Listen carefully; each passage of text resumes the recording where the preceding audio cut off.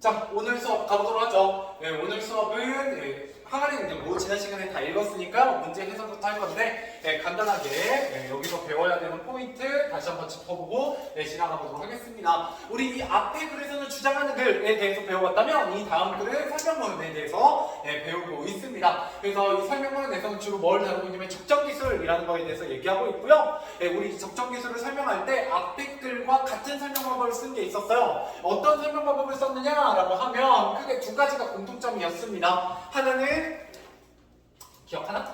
하나는 정의였습니다. 적정기술이란 무엇이냐라고 했을 때 여기 있죠? 적정기술은 한 공동체의 문화, 정치, 환경적인 면들을 종합하여 고려하여 개발된 기술을 일컫는다라는 정의 개념이 나와 있어요. 여기는 17페이지 남은 단입니다. 자, 이런 부분들이 공통점이었다라는 거죠. 우리 앞에서는 뭐에 대한 정의가 나와 있었냐면 플라스틱에 대한 정의가 나와 있었다라고 보시면 되겠거든요. 그 다음에 또 뭐에 대한 얘기하고 있었냐면 그러고 나면 여기에서 이렇게 세 가지 적정기술이라고 하면 현재 구할 수 있는 재료를 사용한다, 자본을 적게 투자한다, 그 다음에 누구나 쉽게 배울 수 있다라는 장점에 대해서 또 얘기하고 있죠. 역시 앞에 글에서도 플라스틱에 대한 장점이 있었다 없었다? 있었다. 물론 이 글은 적정기술에 대한 장점을 소개하고 있는 글이었고 앞에 글은 플라스틱에 대한 부정적인 주장하는 글이었지만 그 부정적인 얘기를 하면서도 플라스틱에 대한 장점을 다루고 있었다 안 다루고 있었다? 다루고 있었다라는 점이 좀 특이한 지점이었습니다. 자, 그러고 나면은 이 글의 전체적인 설명 방법은 뭐가 쓰이고 있어요? 예시가 쓰이고 있습니다. 예시. 그래서 크게 여기 예시는 두 가지, 세 가지 이 정도로 정리해 볼 수 있어요. 그 정리는 여기 뒤에 부분에 나와 있으니까 여기에서 살펴보도록 하죠. 자, 그래서 20페이지에 오시면 이것도 지난 시간에 했어요. 구성. 그래서 처음 부분에는 방금 얘기했듯이 적정기술의 개념, 장점 이런 거에 대해서 다루면서 이 글에서 어떤 내용을 주로 다룰지에 대해서 얘기하고 있었고요. 그러고 나서 가운데 부분은 크게 사례를 두 가지로 나눠서 소개하고 있어요. 얘도 사례인데 하나는 적정기술을 사용한 사례고요. 하나는 세계 곳곳에서 활용되는, 그러니까 이때 활용이라는 건 보통 건축물을 얘기합니다. 건축물에 적용된 예시를 얘기했었죠. 그래서 적정기술이 사용된 사례는 이 글의 제목이기도 한 항아리 냉장고, 그 다음에 라이프 스트로 큐드럼 이라는 예시들을 크게 세 가지로 들었었고요. 그 다음에 세계 곳곳에 활용되는 건축물의 사례들은 첫 번째는 흑벽돌집과 그 다음에 이글루에 대해서 얘기하고 있었죠. 기억나시죠? 당연히 이런 사례를 들어서 얘기하는 것도 뭐와의 공통점이다? 앞에 나와 있는 글과의 공통점이에요. 앞에 나와 있는 글도 역시 사례를 들고 있었죠. 동물들의 사례, 그죠? 세 가지. 그래서 엘버트로스, 붉은 바다거북, 그 다음에 돌고래 이런 얘기를 했었습니다.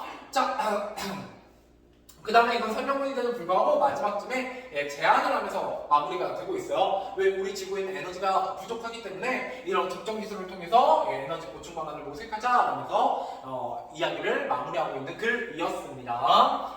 자, 그러고 나면 우리가 항상 어떤 글을 읽고 나면 뭐 하자? 문제를 해결해 있자 라고 얘기를 했었는데 그 중에서도 여러분들 다 읽고 나서 다루는 거는 크게 타당하냐, 타당하지 않냐 이런 거에 대해서 얘기하는 부분을 계속 다루고 있더라 이렇게 좀 보시면 좋겠습니다. 또한 다시 앞으로 돌아오시면 자, 본문에서도 문제 해결 방법 어떤 문제를 만나고 그 문제를 해결하면서 읽어가는 것에 대해서 얘기하고 있습니다. 그래서 단순히 내용만 살펴보시는 것이 아니라 그 옆에 이 메모장을 통해서 말하고자 하시는 바가 뭔지도 좀 항상 기억하시면서 가야 된다라는 얘기를 여러 번 드렸어요. 그래서 모르는 단어가 나오면 그죠? 사전을 찾아본다든지 모르는 문장이 나오면 앞뒤 맥락을 살피거나 글에 나타난 정보를 바탕으로 추론해 본다든지 아니면 추가 자료를 이렇게 찾는다든지 이런 얘기가 나와 있었죠. 이 얘기 좀 길게 하는 이유는 오늘 실생이 들어왔기 때문입니다. 자, 그래서 여기서는 계속해서 그 적정기술과 적정기술에 활용되는 여러가지 과학적 원리를 배경 지식으로 자료로 제시하고 있었죠. 그래서 대부분 대류현상이나 아니면 상태변화의 열에너지를 활용한 여러가지 사례들을 얘기하고 있었습니다. 그래서 지난 시간에 응고열이라든지 기화열이라든지 이런 얘기를 했었어요. 자,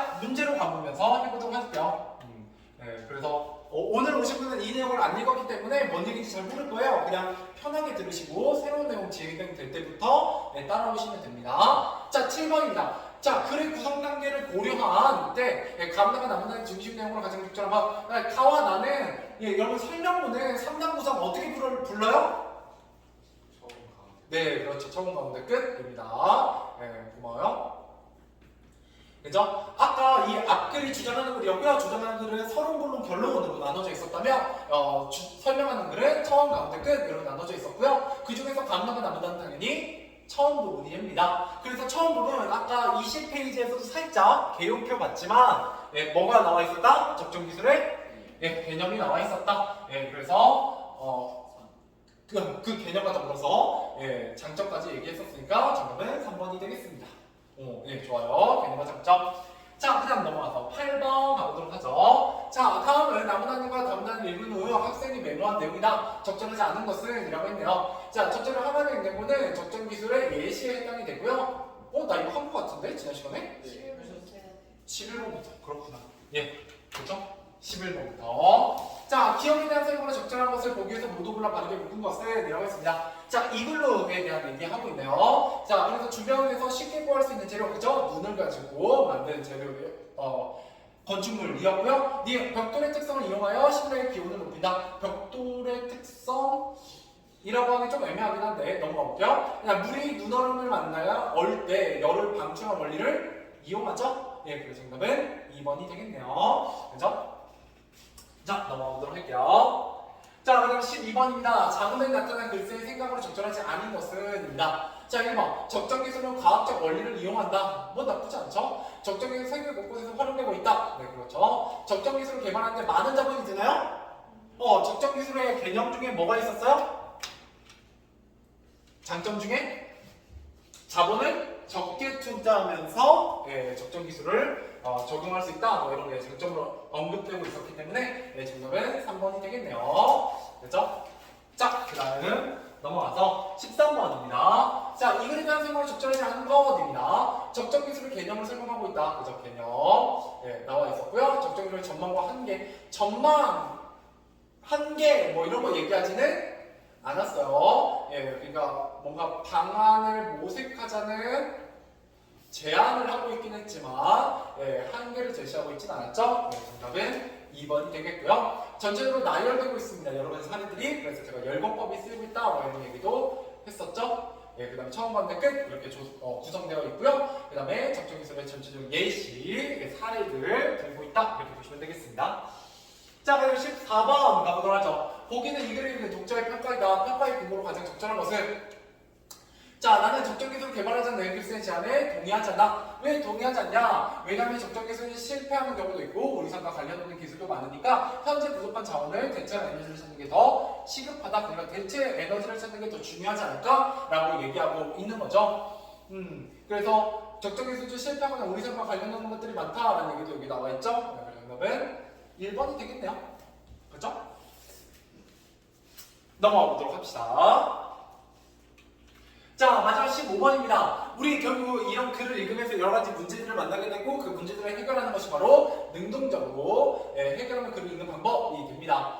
자, 그랬을 때 어떤 문제점들을 발견하게 되고 해결하게 되느냐? 모르는 단어가 있으면 사전을 찾아본다든지, 그 다음에 글에 나타나는 정보와 배경 지식을 관련 지으면서 읽어본다든지, 그 다음에 중심 내용을 파악해본다든지, 그 다음에 타당함을 따져보면서 비판적으로 읽어보는 것에 대해서 우리가 공부했었죠? 정답은 2번입니다. 그죠? 당연히 다른 내용이 건너뛰어주면 안 돼요. 넘어가 봅시다. 이제 정리해보도록 하죠. 우리 배웠던 1단원 부분입니다. 자, 첫 번째 주장하는 글에 대해서 배워봤고요. 플라스틱 사용의 문제점에 대한 얘기를 하면서 플라스틱 사용을 줄이자라고 얘기했고 일회용품은 사용하지 말자라고 얘기했었습니다. 자, 그래서 특징. 자, 글의 서두에 질문을 던져 독자의 주의를 확인한다. 이게 이 글의 가장 큰 특징 중에 하나였죠. 그래서 질문을 던졌고 그걸 통해서 주의를 확인하고 호기심을 유발하더라. 뭐 이런 얘기 했었습니다. 자, 그 다음에 구체적인 사례를 들어 얘기하고 있었고요. 특히 문제의 심각성을 드러내기 위해서 이 사례들 중에서도 어떤 사례를 얘기하고 있었다? 국내 사례. 국내 사례 얘기하고 있었죠? 돌고래 얘기하고 있었습니다. 자, 그 다음에 내가 묻고 내가 대답하는 무슨 법? 자문자답, 번역, 혹은 문답법이라고 얘기를 할 수 있는데 이런 걸 얘기하고 있었고요.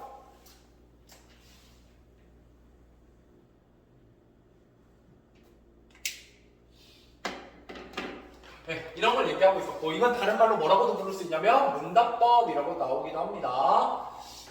그리고 독자의 행동 변화를 촉구한다라는 건 이거 설득하는 거죠. 주장하는 글의 가장 큰 특징 중에 하나입니다.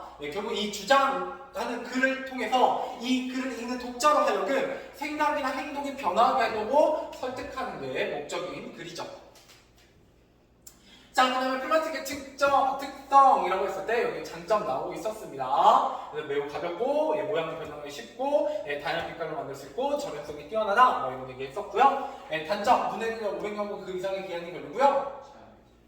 그죠? 재활용하기 어렵다 이렇게 얘기하고 있었어요. 그래서 재활용이 잘 될 것 같지만 실질적으로는 굉장히 낮은 질의 제품으로 재활용되거나 혹은 재활용 안 되고 바다로 흘러가는 경우가 많다 뭐 이런 얘기를 했었죠. 자, 그다음 플라스틱의 동물에 해를 끼친 사례입니다. 자, 알바트로스 플라스틱 조각을 그렇죠. 먹이로 착각해서 삼키고 영양실조에 걸려 죽기도 했었고요. 붉은 바다거북 같은 경우도 역시 마찬가지예요. 그래서 영양실조에 걸려 죽기도 하고요.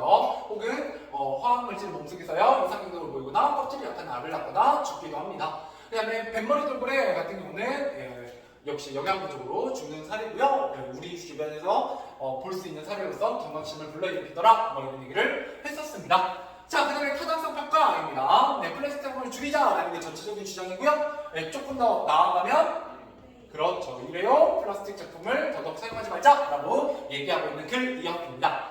자, 그 다음에 타당하다라고 만약 얘기하게 되면 플라스틱이 동물뿐 아니라 인간의 건강까지. 그래서 우리에게 미치는 영향 크게 세 가지였어요. 첫 번째는 관광산업, 두 번째는 선박, 세 번째는 건강이었습니다. 그 다음에 지구환경을 오염시킨다 뭐 이런 얘기 했었고 직접 실천할 수 있는 것이다 뭐 이런 얘기로 타당하다라고 얘기할 수 있습니다. 그에 비해서 타당하지 않다고도 얘기할 수 있어요. 쉽게 줄이기 어렵고 다른 대체물질 찾기 어렵고 그 다음에 이미 만들어진 플라스틱은 해결할 수 없기 때문에 우리가 당장 플라스틱을 사용을 안 한다고 해서 해결되는 건 아니다 뭐 이렇게 타당하지 않다라고 생각할 수도 있습니다. 자, 그 다음에 설명은 이거는 오늘 처음 부분에 얘기했기 때문에 빈답만 쭉쭉 채워보자. 자, 적정 기술을 이용하여 에너지 그죠? 에너지의 부족을 그죠? 보충할 수 있는 방안을 찾아보자라고 얘기하고 있었고요. 적정 기술을 사용한 뭐지? 적정 기술을 사용한 발명품 그러네요. 그죠? 사례 발명품 괜찮은데? 아마 여기 어디에 써있긴 할 텐데 안 나오네. 발명품으로 보시면 좋을 것 같아요. 어차피 상관없으니까요. 자, 그래서 항아리 냉장고, 라이브처럼 큐드럼 이런 게 나와 있었고요. 세계 곳곳에 활용된 건축물의 사례들도 나와 있었습니다. 그래서 서남아시아 흑벽돌로 지은 집과 그 다음에 이글루 이런 거 있었죠. 자, 그 다음에 능동적으로 해결하자라고 했을 때는 이런 것들이죠. 자, 문장의 뜻은 글에 나타난 정보를 단서로 추론하며 읽거나 배경 지식을 활용해서 읽어야 되고요. 그래서 글쓴이 생각이 합리적이고 타당한지 우리가 고민하며 읽자 이런 식으로 능동적으로 해결하며 읽기 해당이 됩니다. 자, 그렇게 읽게 되면 어떤 효과가 있느냐? 정확하게 이해할 수 있고 주제를 쉽게 파악할 수 있고 다른 정보도 찾을 수 있고 생각의 폭을 확장할 수 있다 이렇게 보시면 되겠네요. 자, 넘어가 보도록 하죠. 네. 자, 그래서 넘어가면 소단어 문제. 제가 보기엔 풀 수 있으실 것 같거든요. 한번 1번부터 그 다음 페이지까지 한번 풀어보세요. 일단 8문제입니다. 8문제 풀어보시죠.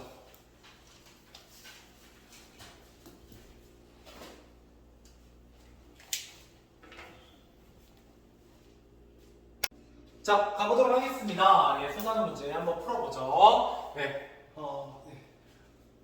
은성이는 풀 수 있는 만큼만 푸시면 돼요. 아직은 여기가 완전히 숙지가 안 되어 있으실 테니까. 자, 이와 같은 글입니다. 여기 왼쪽에 글은 설명문지 주장하는 글인지 잘 보고 푸셔야 되겠죠?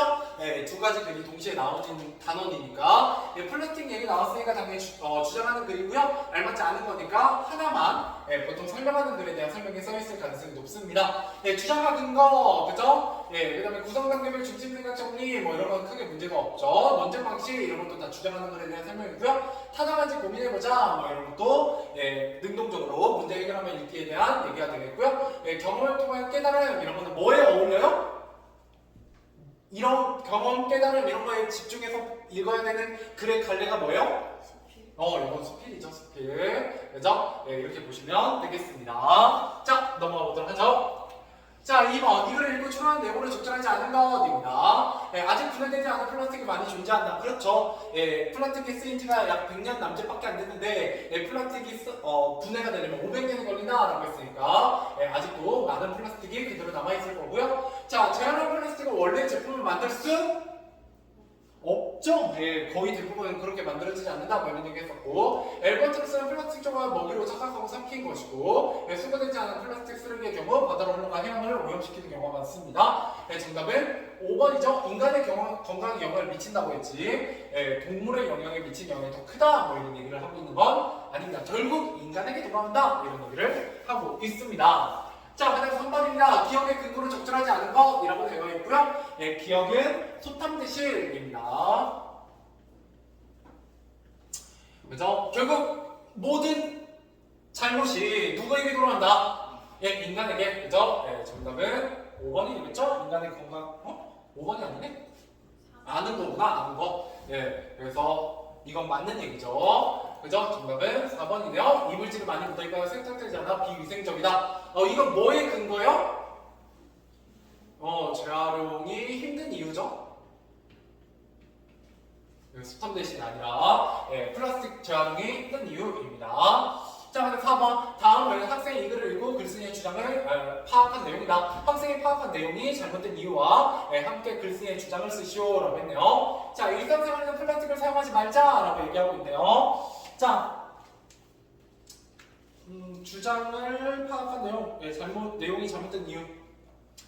그렇죠. 플라스틱은 어떻게 하자고 얘기하고 있어요? 사용하지 말자는 게 아니라 줄이자라고 얘기하고 있고요. 아니면 무슨 플라스틱을 사용하지 말자. 일회용 플라스틱을 사용하지 말자가 어울리겠죠? 아니면 일회용 플라스틱을 사용하지 말자 라고 주장하는 거죠.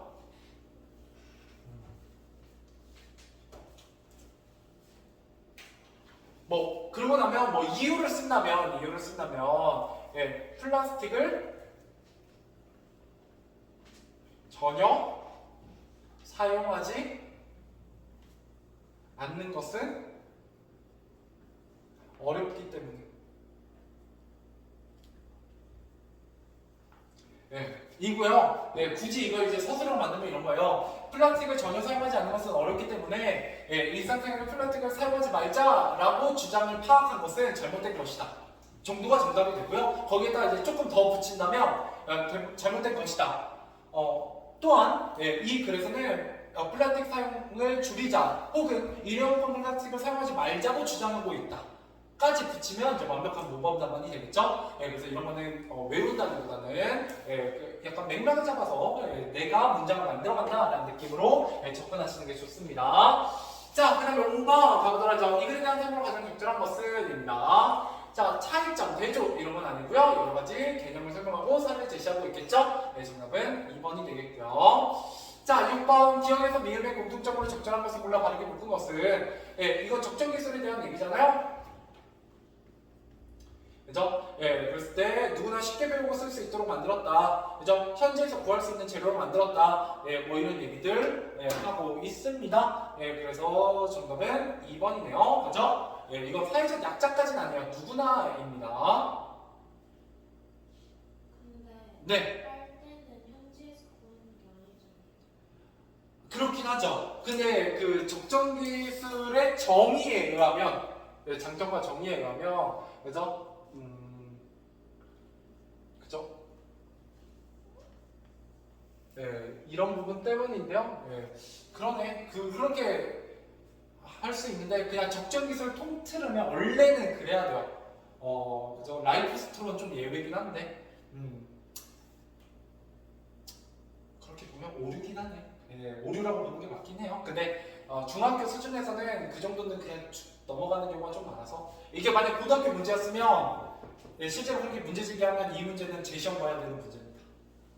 좋은 지적이에요. 자, 그 다음. 근데 정답이 그럼 있니? 없긴 하죠? 그래서 이제 억지로 고르는 건 맞아요. 좋은 지적입니다. 훌륭해요. 자, 7번입니다. 보기는 이걸 읽으면서 학생이 활용한 백인 지식이다. 기억에서 비움줄, 보기를 활용해 적절한 것. 고체가 열 에너지를 얻으면 액체 또는 기체가 되고 반대로 기체가 열 에너지를 잃으면 액체 또는 고체가 된다. 그랬을 때 열 에너지를 얻으냐, 잃느냐 이런 얘기에 대한 얘기하는 건 이글루 같은 거에서 좀 더 잘 어울리겠죠? 정답은 5번입니다. 아니면 항아리 능량도 약간 비슷하긴 한데 여기서는 이제 이글루가 좀 더 적절하겠고요. 자, 그다음에 겪는 문제 이를 해결할 수 있는 읽기 방법을 쓰시오. 자, 모르는 단어가 나온다라고 했을 때 크게 두 가지 방법이 있는데요. 여기서는 두 개 다 써보죠. 사전을 찾거나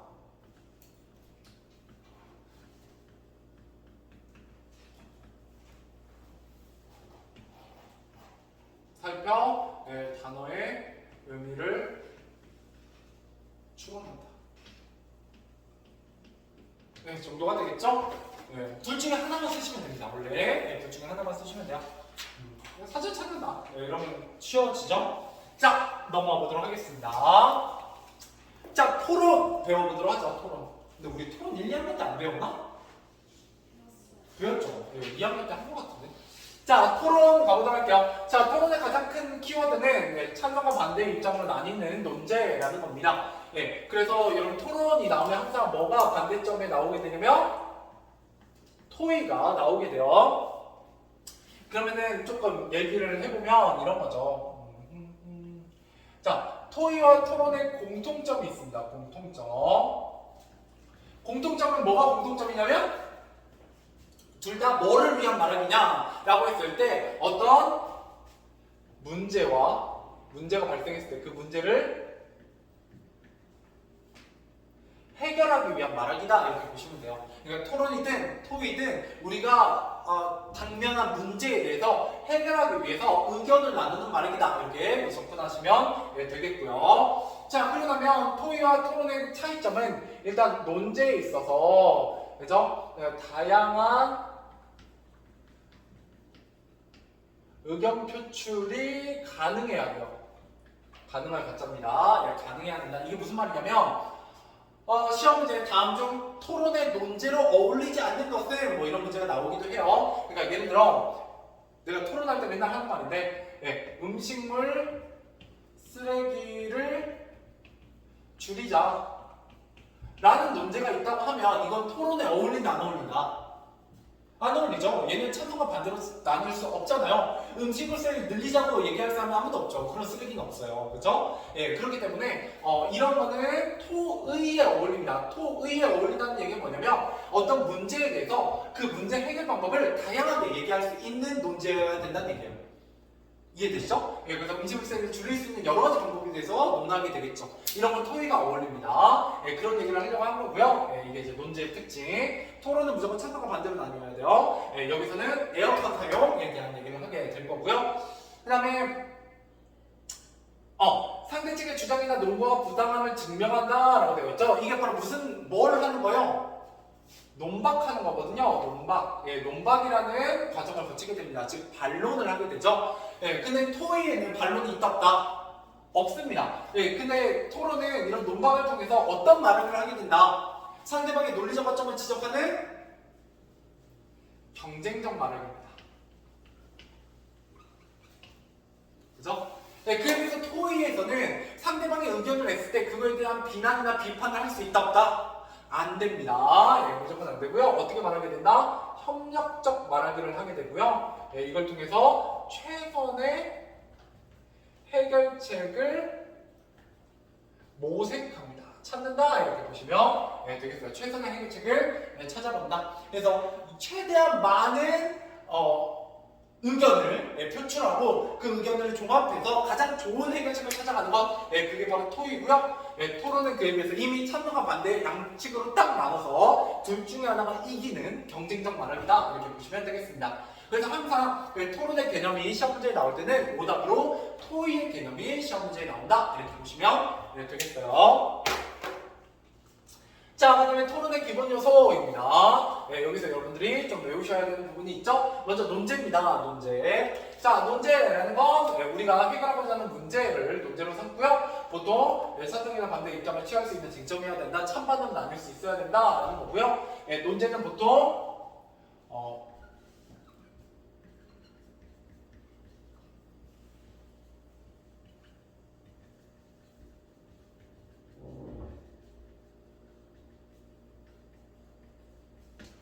이런 특징을 가져요. 문제 제기를 하는 찬성 측 주장과 일치합니다. 문제 제기를 하는 찬성 측 입장과 일치한다 이렇게 보시면 되겠어요. 이게 무슨 말이냐면요. 일치하고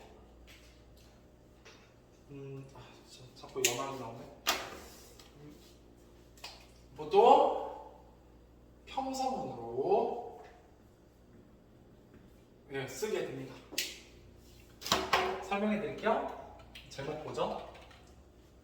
토론의 제목. 자, 교실에서의 에어컨 사용을 자율화해야 한다 라고 되어 있죠? 일단 얘는 어떤 특징이 보여요? 자율화해야 할까? 라고 묻고 있는 게 아니라 해야 한다 라고 평서문으로 써놨죠?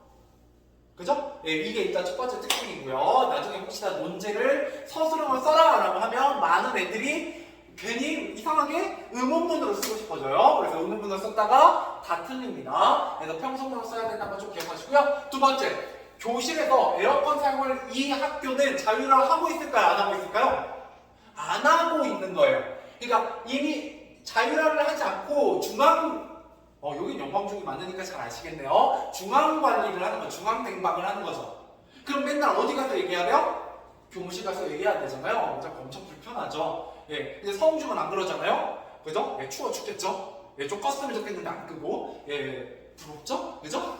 물론 영광중도 이제 틀기 시작하면 시원하긴 한데 조금 애매하게 더울 때 꼭 안 틀어줘가지고 그죠? 그런 경험들이 있을 겁니다. 자, 그런 학교에서는 자율하자라는 게 바로 뭐예요? 지금 현재 상황이 문제다라고 인식하고 있는 사람들의 주장인 거예요. 이해되시나요? 그래서 문제 제기하는 찬성 측의 주장과 일치합니다. 토론의 논제가. 이건 찬성 측 주장이에요. 알겠죠? 그러면 이제 이거에 대해서 반대 측은 나 지금 현 상태를 유지하는 게 좋아 라고 반박하게 되는 입장이 되는 거죠. 이해되시죠? 자, 그 다음에 당연히 여러분들 토론하면 뭐가 시험에 잘 나오냐? 사회자 시험에 잘 나오죠. 사회자 시험에 잘 나오고요. 토론은 잘 안 나오죠. 자, 토론 규칙 당연하고요. 상대방을 존중하고 규칙과 순서를 잘 지키자. 그 다음에 청중, 그죠? 관람하는 사람으로 주장하고 비판으로 수용하고, 배심원 역할을 하기도 합니다. 그죠? 찬반의 승리를 손을 들어주기도 하죠. 자, 그 다음에 토론의 유형 보도록 하죠. 토론의 유형에는 크게 두 가지 토론이 있습니다. 고전적 토론과 반대신문식 토론이 있고요. 자, 고전적 토론을 보통 전통적 토론이라고 부르게 되고요. 어떤 문제에 대하여 찬성 측이 2명, 반대 측이 2명으로 각각 한조가 돼서 입론과 반론을 번갈아 하는 걸 고전식 토론이다 이렇게 얘기를 합니다. 보통 가장 많이 사용하는 토론 방법이기도 하고요. 근데 제가 알기로는 반대신문식 토론